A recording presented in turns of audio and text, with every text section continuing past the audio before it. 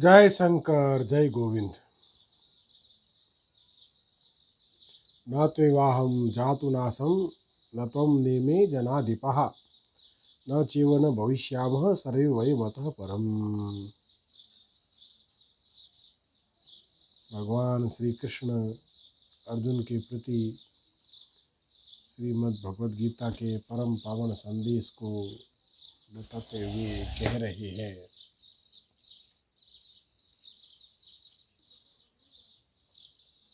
कि उनके लिए सोच कर रहा है, चिंतन कर रहा है जो असोची हैं।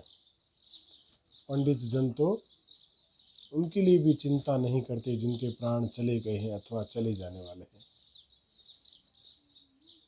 आगे भगवान कहते हैं कि ऐसा नहीं है कि मैं किसी काल में नहीं था अथवा तू नहीं था अथवा ये राजा लोग ही नहीं थे, और न ऐसा है कि हम सब आगे नहीं रहेंगे।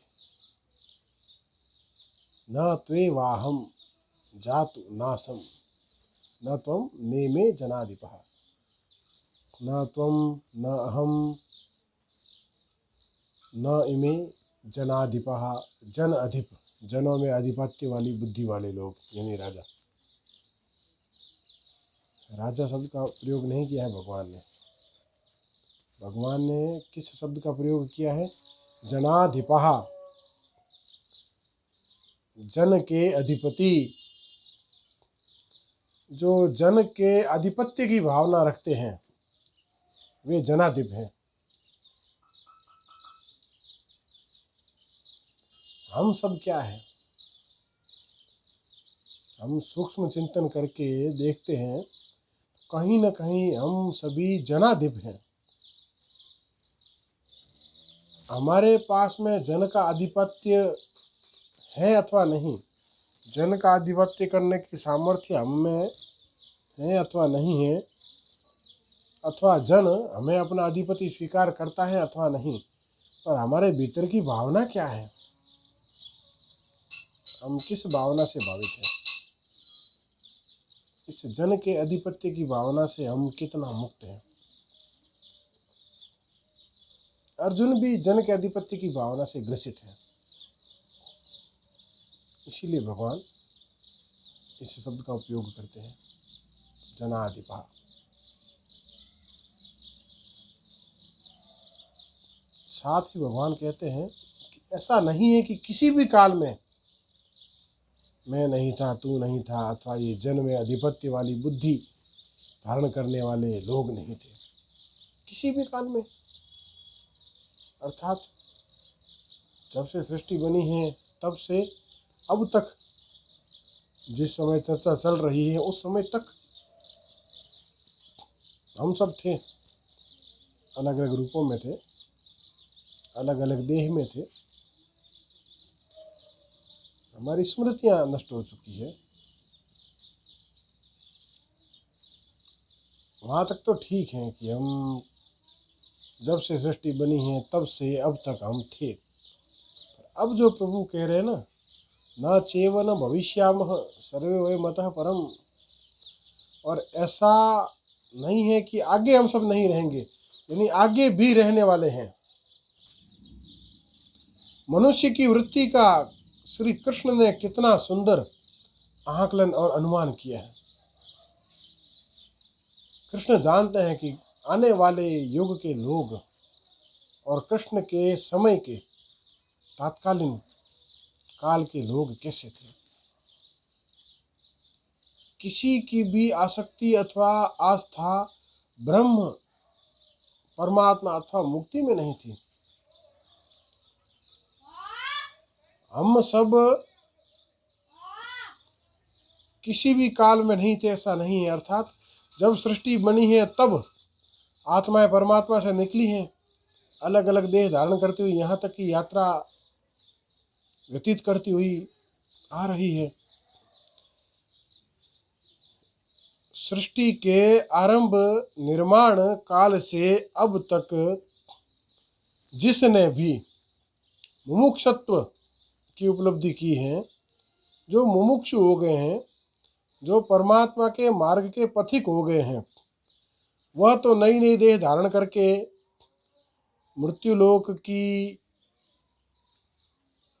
लालसाओं में, भोग लिप्साओं में रुचि रखने वाले साधारण मनुष्य बनकर आने वाले नहीं हैं।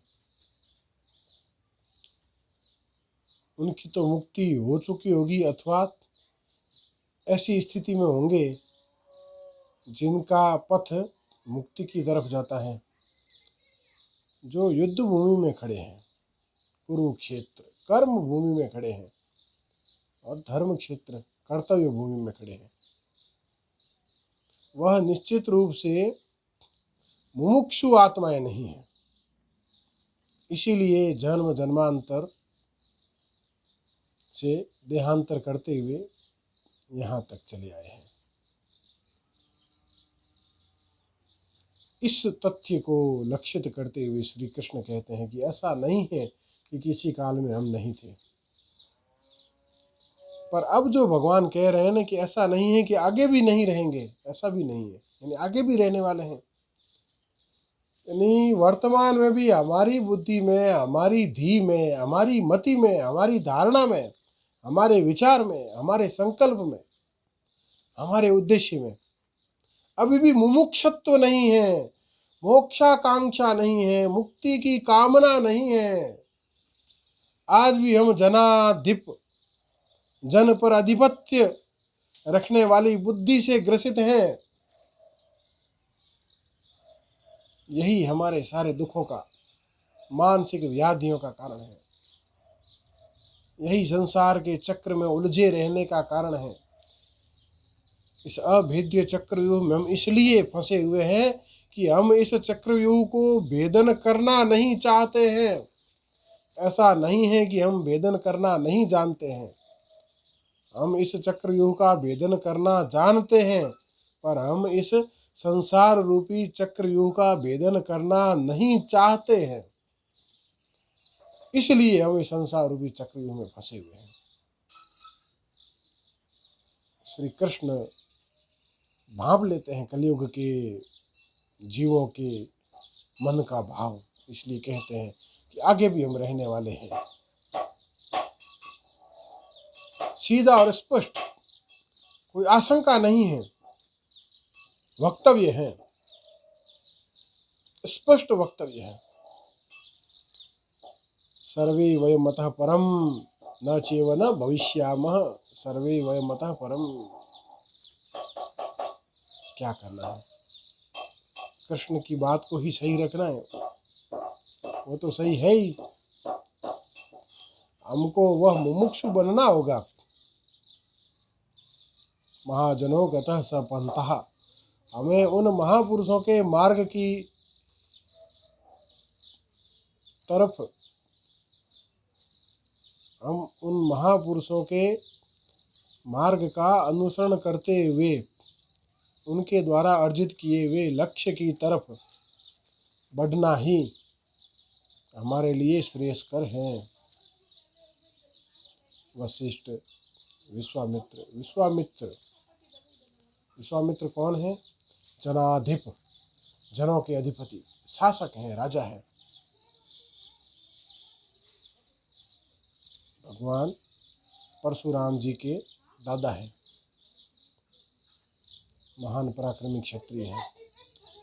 पर उन्होंने अनुभूति कर ली, अर्थहीन है जनाधिप, जन के अधिपत्य वाली बुद्धि, जन अधिपत्य की भावना, अहंकार युक्त, किसी पर भी नियंत्रण करने वाली बुद्धि अर्थहीन है। मुक्ति जीवन का परम लक्ष्य है, होना चाहिए। क्षत्रिय से ब्राह्मण बन जाते हैं, कपड़े बदल देने से ब्राह्मण बन जाता है कोई?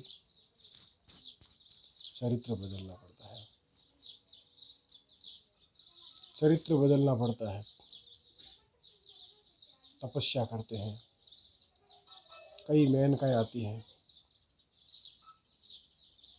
तप की आँच की जांच करने, कि तप कितना है ऋषि के हृदय में, तप की आँच कितनी तीव्र है। ऋषि विचलित हो जाते हैं, पुनः पश्चाताप करते हैं। और जब ओंकार अर्थमारूढ़ विष्णु कृत्वाम सारथिम, एक ही लक्ष्य में हरि को, ईश्वर को आधार बनाकर परमात्मा में अपना मन स्थापित कर देते हैं, तब मुमुक्षत्व को, ब्राह्मणत्व को प्राप्त कर पाते हैं। तब आगे का मार्ग दिखाई देता है। रामो विरामो विरजो मार्गो नेयो नयो नयः। राम, जिसे पाकर जीवन में आनंद की, तृप्ति की, पूर्णता की अनुभूति हो जाती है, उस भाव का नाम राम है। रामो विरामो विरजो, राम है वही विराम है, और वहीं से आगे के सारे मार्ग बढ़ते हैं।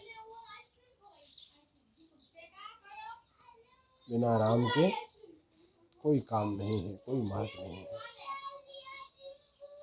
भगवान की कही हुई इस वक्रोक्ति को कि हम आगे भी रहने वाले हैं, जो समझ जाएगा और आगे रहने और न रहने के विषय में इंद्रिय निग्रह करके मुमुक्षु होकर सत्य निष्ठा से निर्णय लेकर संकल्पित होकर परमात्मा के मार्ग की ओर बढ़ेगा, वही मोक्ष का, परमात्मा के पद का अधिकारी होगा।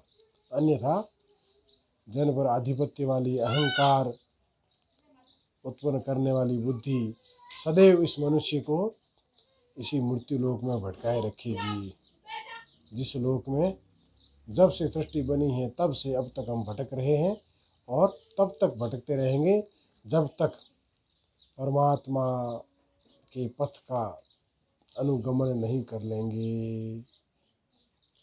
जय जय श्री राम, जय जय श्री राम, जय जय श्री राम, जय श्री कृष्ण, जय शंकर, जय गोविंद, जय त्रिकाल, श्री कृष्ण गोविंद हरि मुरारी, हे नाथ नारायण वासुदेव।